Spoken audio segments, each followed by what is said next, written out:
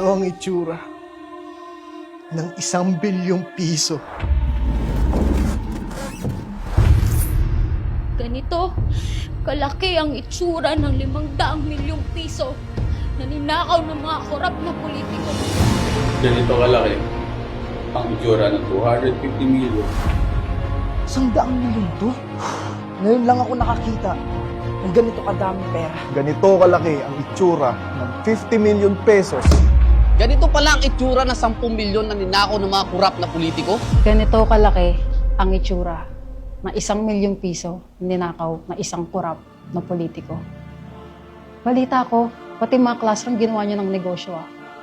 Alam nyo ba na ang 1 milyon na to kayang bumili ng 850 pieces na upuan para sana sa aming mga estudyante at kaya nitong punuin ng halos 30 na classroom sa iba't ibang eskwelahan? Diba sabi nyo, kabataan ng pag-asa ng bayan? Pero bakit pati pondo ng edukasyon, pinoporsyentohan nyo? Porkit ba yung mga anak nyo sa private school nag-aaral, kaya sa amin wala kayong pakialam? Ilang henerasyon pa ang nanakawan nyo ng kinabukasan? Kung hindi kayo, sino ang tutulong sa amin mga estudyante na magkaroon ng magandang edukasyon? Kung hindi kayo, sino? Sino ang tutulong sa amin para magkaroon ng magandang edukasyon?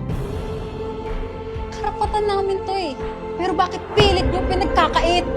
Etong pera na to, pwede sana magamit sa maayos at magandang sistema to eh. Pero hindi ito nangyari dahil ito'y binulsa at ninakaw. Putang ina! Ganito pala ang itsura ng 10 milyon na ninakaw ng mga kurap na politiko? Sa 10 milyon na to, kung napunta lang to sa amin, kaya sana netong bumili ng libu-libong sako ng binhi at pataba para sa aming mga magsasaka. Mga butil na sana'y itinanim na palay at naging kanin sa pagkainan ng bawat pamilya natin.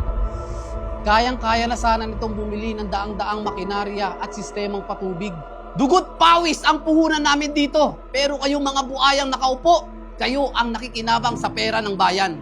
Imbis na umasenso, baon na kami sa utang. Hindi naman kami tamad eh. Pero paano kami uunlad? Kung paulit-ulit nyo kaming ninanakawan. Ganito kalaki ang itsura ng 50 million pesos na ninakaw ng mga korap na politiko. Kahit magtrabaho ako ng 10 taon na puro overtime, hindi ko kikitain to eh. Pero kayo, kayang-kaya niyong ibulsa to? Nakakapagod na ang putang inang sistema dito sa Pilipinas. Kahit anong sikap ko,